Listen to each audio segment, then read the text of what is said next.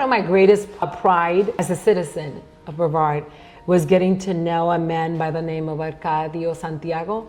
He passed away last July at the age of 101. He was my neighbor. He had fought in the 65th Infantry, the Borinqueniers, World War II, Korea, Vietnam. He fought 5 wars.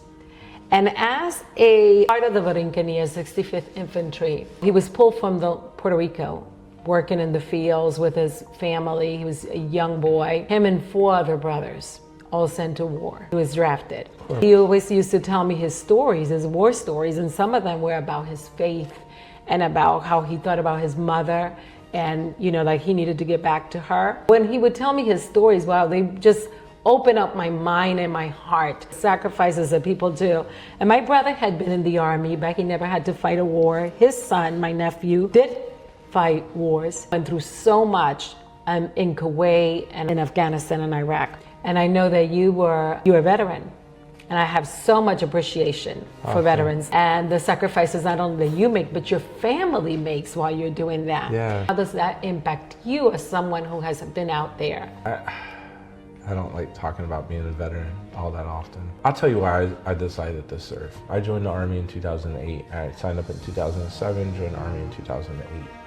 And that was during the surge of the Iraq and Afghanistan war, or conflict, whatever our government wants to call it. I got tired of people complaining about the war, but doing nothing about it. Because I don't care how you feel on an issue.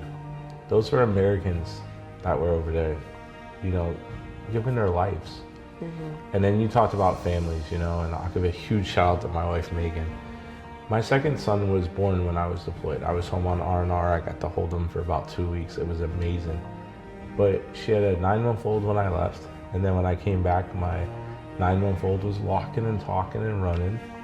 And then we had a 5-month-old, you know? So she did a lot of the hard work. You know, the families probably do the most hard work. And I was telling you about the 101-year-old. When he was in part of the 65th Infantry, it was a segregated troop. So that's kind of part of the dark history of the United States of America. You may walk a certain path and have a certain idea about how life should be, but the strong belief that I have fought for the freedoms for everybody to believe what they want to believe. So I don't have to agree with you. I do agree that you have your right to believe and say what you want to believe. If our First Amendment or our Second Amendment or whatever right we have given to us is only there for when people agree with us, that's not America. I've been in countries like that. I've been in countries where people are afraid to speak against the government. So that always concerns me when we start taking things away. What a great lesson for your children to learn. What a great lesson for you to learn as a parent as well. Yeah, your kids will test all your beliefs, believe me. Imagine what would happen if we actually had a trusting dialogue with young people and explain to them, allow them to vent and use their voices. A question I have for you as a possible board member, what are your thoughts on the possibility of having something such as like a student council? So I've been kicking around this thought. I want to form like an advisory committee for District 2 or a council or some type of group that has full representation. They hear what the parents are going through, what our students are going through. I believe in creating ownership. In my classroom, my kids at home, I think when we create ownership, we get more out of people, you know? So I think if we can involve our students more, it creates ownership. As a teacher, when I was telling a kid, hey, you're being too loud, you're interrupting the rest of the class, you know what was more powerful?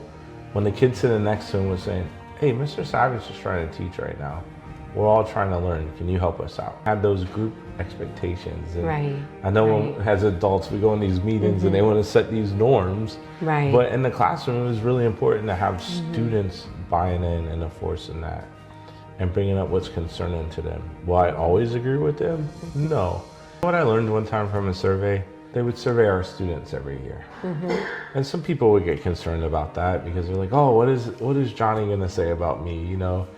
But then like, our students one time raised an issue that they didn't feel like there was enough lights in the bathroom. I would have never known that. Because I don't go in the student's bathroom. Right? And I would never even thought of that as a concern. But students raised it in a survey and it got fixed. Wasn't a hard ask. It was actually a really easy ask. And I think sometimes when we're just not willing to listen, we're missing the easy stuff. Right. We decided as a family we were running for school board. My kids, you know, they went to school, they're telling their friends, and their friends are like, so your dad's gonna bring back cell phones, right? And my sons are like, yeah, that's probably not the one you wanna go to my dad with. But I still wanna hear from them. Their value's important.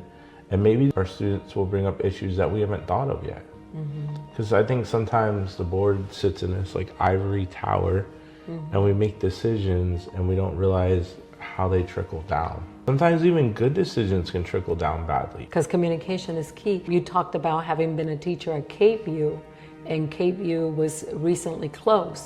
Yeah. Beautiful school, beautiful Amazing campus, school. Beautiful people. I got to hear the beach In every a morning. community. In a lot of our neighborhoods, the school is the only thing the community has in common. They might not all attend the same activities after school, but school is one thing they have in common. It's a great equalizer. And yes, I remember when Riverview was closed. I remember when Gardendale was closed. And I remember the justifications and the understanding. But what I don't see anybody talking about is the impact that those closures have had on those communities. In District 2, you have several schools like Saturn, Cambridge, who have never been the same. There were impacts to other schools. Some things were not considered. Yes. I heard Stone and University Park may be combined to a K-8 school, totally going to segregation again if they were to do that and do it the way that they want to do it. My concern is so far the planning for the aftermath has not been very great. When they closed Gardendale, do you know what year it was? Or would you say more than 10 years ago, 15 years ago? Yeah. I understand budgets, I understand numbers. I always talk about Cape View as like the decision to close or not close, that's one decision. And then the way you do it, the way you address the impacts, and the way you plan for the future.